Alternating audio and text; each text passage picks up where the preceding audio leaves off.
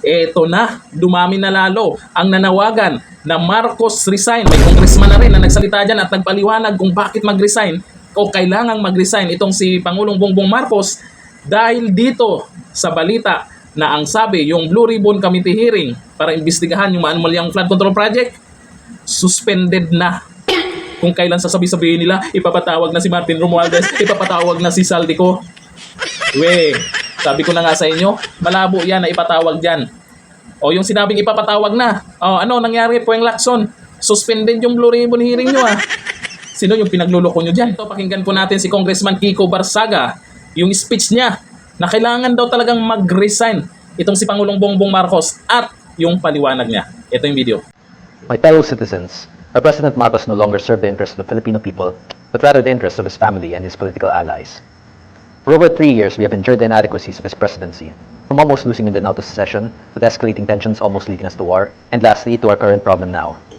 The hundreds of billions of flood control funds stolen, where his cousin, former House Speaker Martin Romualdez, was implicated in the Senate Blue Ribbon Committee. In relation to that, I have recently discovered a plot where they plan to remove me, the congressman who dared to criticize them on their corruption, from the House of Representatives through the Ethics Committee or through a baseless accusation of crime. And with how much control President Marcos and his son, House Majority Leader Sandro Marcos, has over Congress, I believe they will succeed soon. And that is why, with the limited time I have, I will use the position granted to me by the people to call for his removal from power. Just like how we removed the late dictator Ferdinand Marcos Sr., we shall also remove this president that has betrayed our country. I'm no longer concerned about whatever I must sacrifice. If I am to be killed, then I shall die fighting. If I am to be imprisoned, then I shall fight from the confines of my cell. If I am to be defeated and forgotten, then I shall entrust this burden onto the next generation. With Defense Secretary Gibo Chidoro bringing our country closer and closer to a war with China, I'm uncertain of our future, but there is hope. Armed Forces of the Philippines, Philippine National Police, and Philippine Reserve Forces, along with all the citizens who dream of a better future for our country and our descendants, join our call to invoke our democratic right to have our voices be heard. Let us call upon people power and create a better Philippines that our children will be proud of. Starting October 12, 2025, we shall work towards freeing our beloved country from the hands of the greedy and corrupt. Long live the Philippines, long live the Philippine people. Matapang tong batang congressman na to. Buti pa to. Matapang nang nagsasalita dyan. Akalain mo kung kailan malapit nang matumbok kung sino talaga yung buhaya, ipapahinto na. Naku, alam na. Alam na kung sino talaga ang boss ng mga buhaya.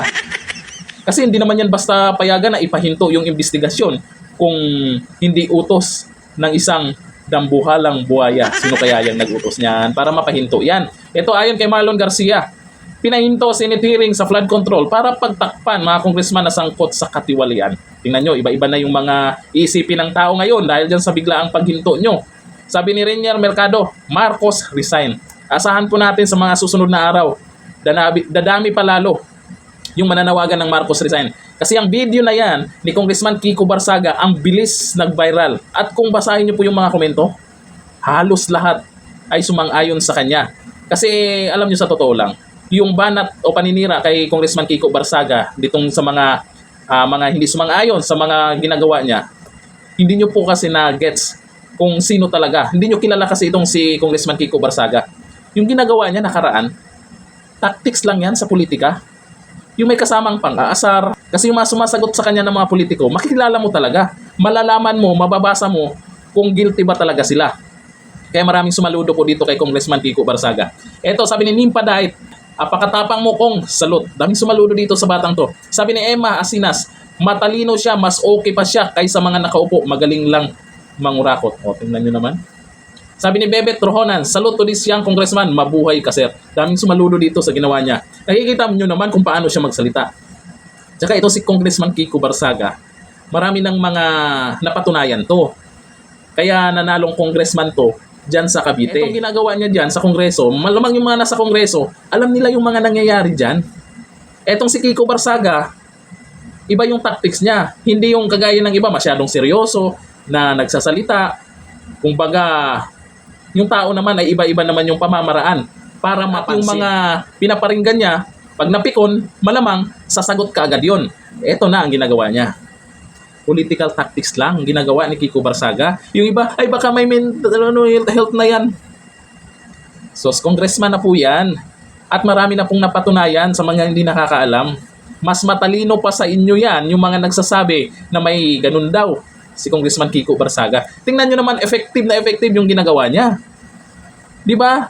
Di ba siya yung unang mga nag-iingay masyado dyan sa Kongreso na binanggit niya yung Martin Romualdez. Ngayon, dito sa paliwanag niya, nako, Marcos, kabahan ka na. Nag-viral po itong video niya at maraming nag-agree dyan. Bakit nyo pinahinto bigla? Kasi yung Blue Ribbon Committee hearing na yan, masyadong halata. Dami pa namang excited dyan kung sisipot ba si Tamba at si Saldico dyan. Hanggang dito lang, thank you. Bye-bye.